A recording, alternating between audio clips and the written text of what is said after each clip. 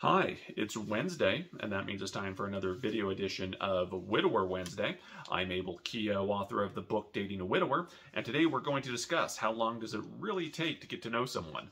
I'm going to be answering a question from a viewer, David, who sent this in. It's a great question. He's challenging some of my assumptions, so I'm going to read his question and then talk about how long it really takes to get to know someone and when you can know that, you know what, we've dated long enough, let's make this thing serious and official, or, you know, maybe it's just time to end things and go our own ways. So here's the question from David, and it goes like this. He goes, Abel, I'm truly glad things worked out for you.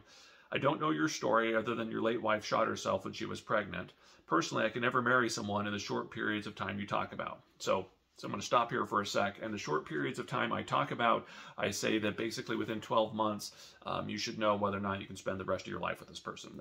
If it's, if you're dating longer than 12 months and you don't know and you're unsure, that's a sign that you probably should get out of the relationship if you can't know things or figure things out by then. So that's just the context of what he's talking about. So back to David's question. He says, and I wonder, and I feel really uncomfortable saying this, but you have chosen to make your life public, how you maintain this opinion given what happened in your first relationship. Doesn't a long courtship give you the opportunity to see warning signs about how a person copes with challenges? I've been dating my girlfriend for a year and a half, and I am learning what works and what doesn't work with her. And then I have to think about whether I can cope with that effectively in the long term. Okay, that's his question. Good question. I appreciate you challenging my assumptions and stuff and stating it very well, by the way. So thank you, David.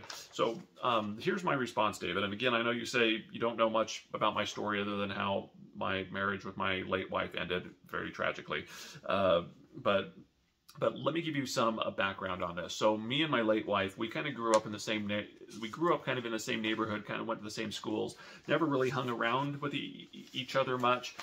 We did, I have early memories of her when, maybe I was about a year older than her. I'm 8 or 9, she's 7, 6. I just remember I have these memories of her when we were really young and going to school together and stuff.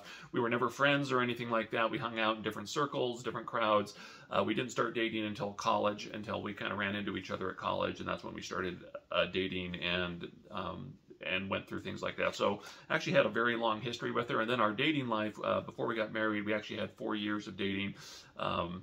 A year of pretty intense dating. I lived overseas for 2 years, then I came back, and another year of intense dating. So it wasn't like this was just some kind of very short courtship, and we kind of got into it. I knew about some mental health challenges in her family. I knew that she struggled with a couple of issues, but the whole taking your life when you're pregnant thing, that was nowhere. That wasn't on anybody's radar, by the way. But anyway, the whole point of it is I'm pointing out that we really had a long history together. Basically 4 years of dating, and then we were married for 2 years before we decided to start a family. So really, we're talking 6 years of time here, before we had a family, before we made the decision to start a family. And to be honest, there wasn't any really warning signs that, the things were kind of messed up until after she got pregnant. And the reason I'm giving you this background is because honestly, with that much time together, another month or year of courtship or dating wasn't going to change anything. I mean, I was pretty sure I knew who Krista was pretty good. And I mean, how much more time would I have needed to figure out, hey, if she gets pregnant, this is going to happen? There's no more period of time that would have, made a difference here. If anything, if I could go back and change anything, people are like, well, would you go back and change anything? It was like, yeah, I would have got married a lot sooner. I wouldn't have had this, this really long courtship. After I got back from 2 years overseas, I probably would have married her a lot faster. That's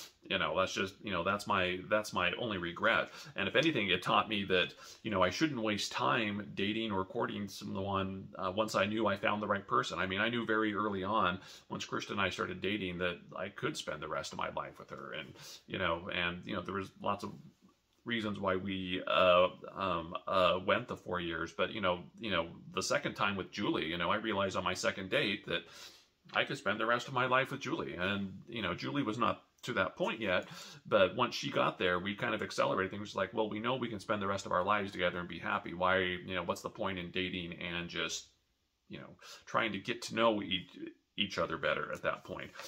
So, once I realized that Julie was someone I could happily spend the rest of my life with, and she realized the same thing. Things just accelerated, and we kind of went from there.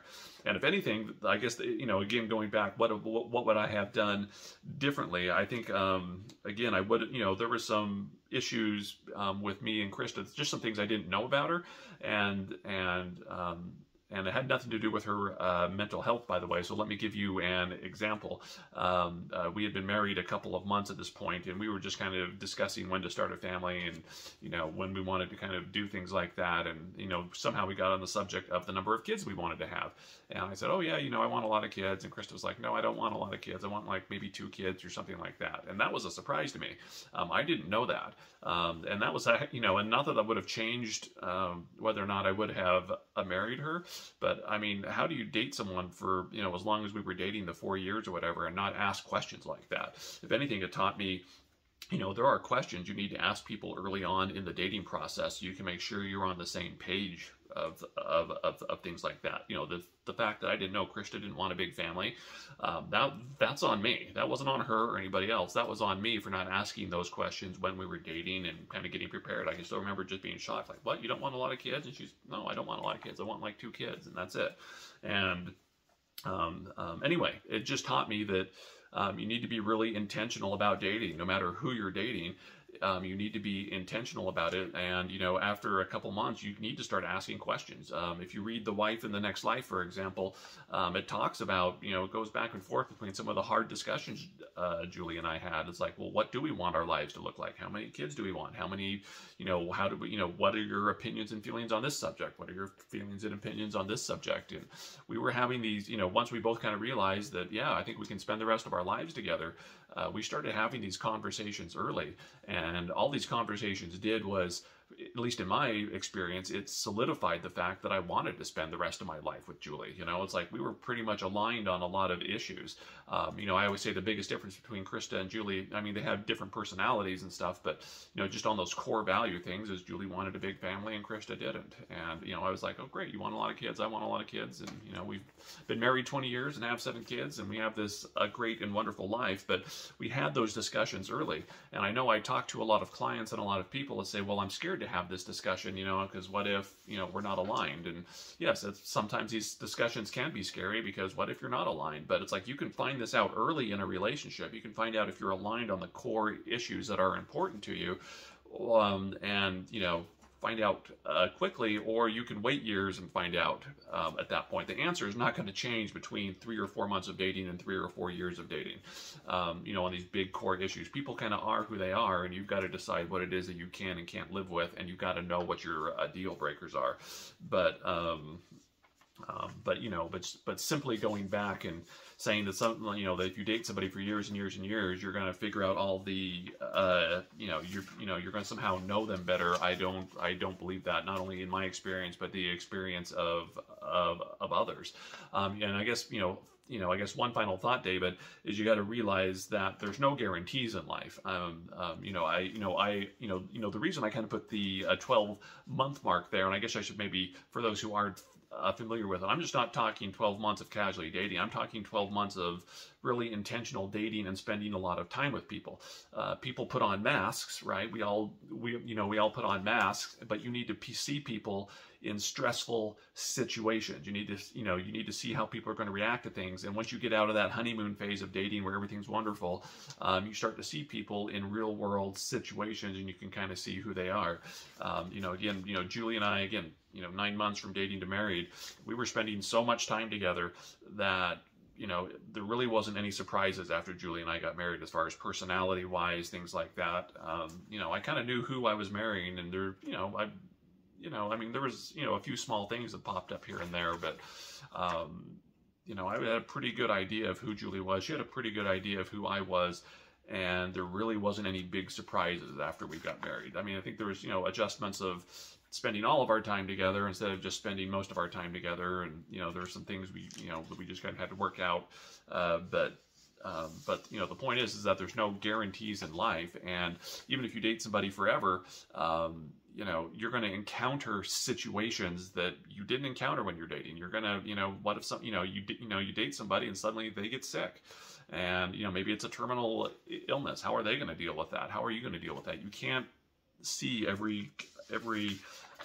you know, you can't plan for everything out there. At some point, you've got to trust your gut, and you've got to say, I know this person well enough that I'm willing to move forward and spend the rest of my life with them, instead of just sitting back and saying, well, you know, I'm going to give it another 2 years of dating and we'll see what, you know, what works out. No, no, no, no, no. You're not being intentional if that's what you're doing. You're not being intentional in dating. And honestly, you know, if you've spent, you know, in your case, if you spent 1.5 years with your girlfriend, it's like, what is it that you're trying to learn at this point? I mean, I just ask that sincerely and honestly. What is it that, you know, you've spent 1.5 years with her? What is it that you don't know about her that you want to know at this point?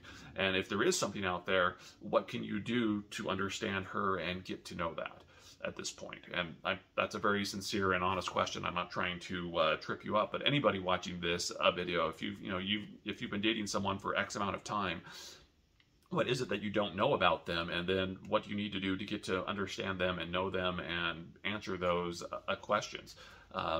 You know, again, in 99% of the cases and clients I've dealt with, I mean, most of my clients, and again, you know, I'll bring this back to coaching. Most of my clients have been with their widower for less than 1 year and they have concerns. Or, you know, if I'm coaching a widower, most of them have been in relationships for less than 1 year and they have questions and concerns. These questions bubble up early. These aren't questions like, I've been dating someone for 5 years and now I have these questions. These questions bubble up early, and it's really talking about what are your deal breakers and what it is that you can live with. So, but at some point, you've just got to take the leap of faith and spend you know, we have very short, limited times here. You've got to take that leap of faith, and you got to say, you know what, I've done my research, I've done the best I can. I'm pulling the trigger, so to speak, and whatever, we're going to spend the rest of our lives together. But if you've been dating someone over 1 year and honestly, you don't think that you know that person well enough, well, it's on you. It honestly is on you at that point. And you need to figure out, well, what do I do? You know, what are my unanswered questions? And if you can't get answers to them, move on. Honestly, just move on. You're wasting each other's time at that point. So there you go. There's my answer to David's question. If you got a question, feel free to drop it in the comments below. If you want to schedule a coaching session, you can do so on my website. That's abelkeogh.com. There's also a link down in the description below.